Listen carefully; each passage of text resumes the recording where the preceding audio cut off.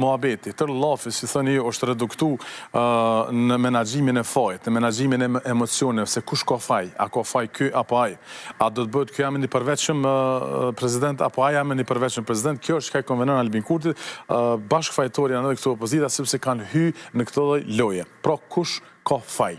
Alternativa C do të ishte protestat në rrugë, me i nxi sheshet, e për shembull në Budapest, çfarë fuqie ka Orbani atje Viktor Orban, po mbushën sheshet para protest, para Mbi çfarë moto janë? për gjithçka, po kjo e ka futur në izolim, vendin në izolim ndërkombëtar. E ka fut vendin në izolim brenda kombëtar. Pro raporti me Shqipërinë, me Tiranën, me Maqedoninë, shqiptar Maqedoninë nuk ekziston. E ka shpopullu vendin. Për mbi 250.000 kanë ikë dhe po ikin çdo ditë sepse nuk ka vende të reja të punës.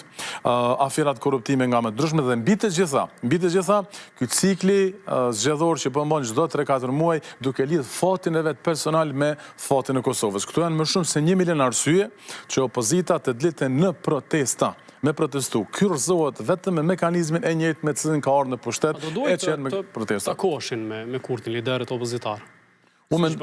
Jo. Hamza dhe Abdiqi. Jo, absolutisht, gabim i madh.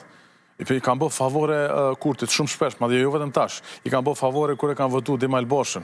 I kanë bë favore edhe më herët se kaq kur Memli Krasniqi dhe Abelar Tahiri shkonin u takonin me Kurtin dhe Mimoza Kusari, kujtohet në atë kohë para 2 vite sa, kur gjysma kabinetit hetohej, gjysma kabinetit qeveritar të Kurtit hetohej për afera korruptive dhe i bën rehabilitim publik sepse i ndihmuan që ta spostojnë muhabetin në temën, e reduktuan temën, a do të ketë koalicion PDK-VV, apo jo, dhe u harua tema e afera korruptive. I bën favor dhe tash, vazhdojnë të i bëjnë favor dhe këto ditë.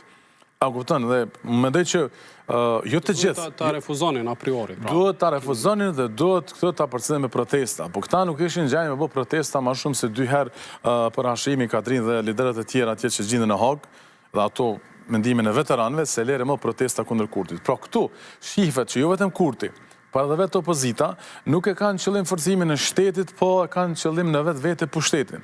Sepse ne jemi mësuar që 25 vite që këto punë të mëdha të shtetit na menaxhoi. Ndërkombëtarët në këtë rast SBA dhe BE-ja, ndërsa ne merrem vetëm me këtë punë në pushtetit, ku aty pastaj hin këto lojrat e ulta që i ceka më herët.